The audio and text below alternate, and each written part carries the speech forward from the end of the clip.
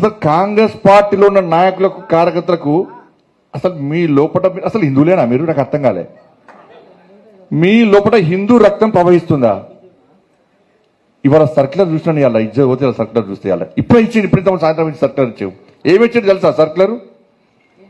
రంజాన్ టైంలో అంటే సాయంత్రం 4 గంటల తర్వాత పోచటాలు ఉన్న కాంగ్రెస్ గవర్నమెంట్ ఒక సర్క్యులర్ రిలీజ్ చేసినారు.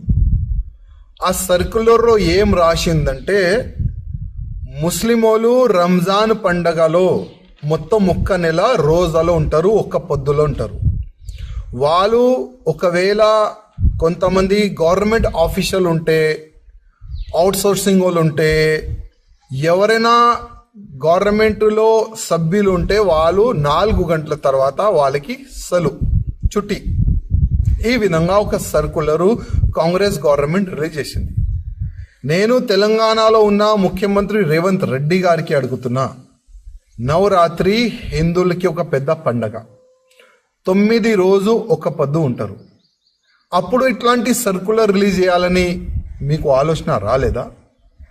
హిందూ ఫెస్టివల్కి ఎంత నిర్లక్ష్యం చేస్తున్నారు మీ గవర్నమెంట్, అది మీకు కనబడుతుందా?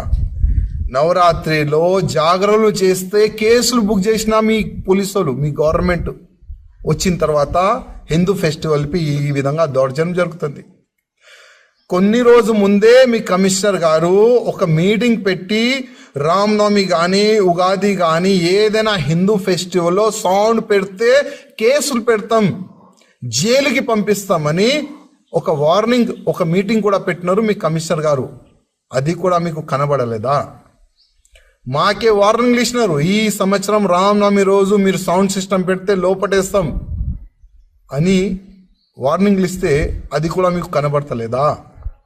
కానీ రంజాన్ పండగ మీకు కనబడింది. రంజాన్ పండగలో ముస్లిమోలు 1 పొద్దు ఉంటారు, వాళ్ళకి ఒక స్పెషల్గా ఒక సర్కులర్ తీయాలి, 4 గంటల తర్వాత వాళ్ళకి చుట్టి ఇవ్వాలి. ముస్లిం సోదరు వల్లనే నేను ముఖ్యమంత్రి అయినా, హిందూ ఓట్ల వల్ల నేను ముఖ్యమంత్రి కాలేదు. అదే ఆలోచన మీలో ఉంటే ఆ ఆలోచన తీసేయండి. ఇవాళ తెలంగాణలో ఎన్ని % హిందువులు ఉన్నారు ఒక్కసారి ఆలోచన చేసుకోండి. కేంద్ర మంత్రి బండి సంజయ్ గారు మరియు గోషామాయల్ ఎమ్మెల్యే రాజా సింగ్ గారు, social media chief Amit Malviya గారు తెలంగాణ రాష్ట్ర ప్రభుత్వం ద్వారా జారీ చేసిన జీవో రంజాన్ రోజులకి సంబంధించి గంట ముందు వాళ్ళకి రిలాక్సేషన్ ఇస్తున్నారని దాని మీద విమర్శలు చేస్తూ ప్రజలని రెచ్చగొట్టే ప్రయత్నం చేస్తున్నారు. ఈ బీజేపీ లీడర్లకి ఒకటే అడుగుతున్నా, పక్క రాష్ట్రం ఆంధ్రప్రదేశ్లో తెలుగుదేశం ప్రభుత్వంతో మీ మిత్రపక్షం ఉంది, మీ ప్రభుత్వమే పక్క ఆంధ్రప్రదేశ్లో ఉంది.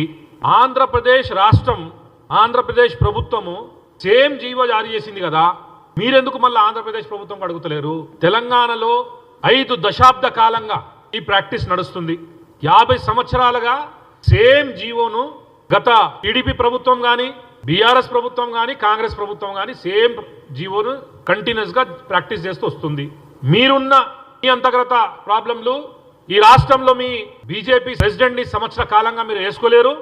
మీరు గోషామాయల్ ఎమ్మెల్యే రాజాసింగ్ గారు నేను పార్టీని రిజైన్ చేస్తున్నా అని చెప్తుంటే ఇవన్నీ ప్రజల్ని తప్పుదోవ పెట్టే ప్రయత్నం చేస్తూ కమ్యూనల్ స్టేట్మెంట్స్ ఇచ్చి తెలంగాణ రాష్ట్ర ప్రజలని రెచ్చగొట్టే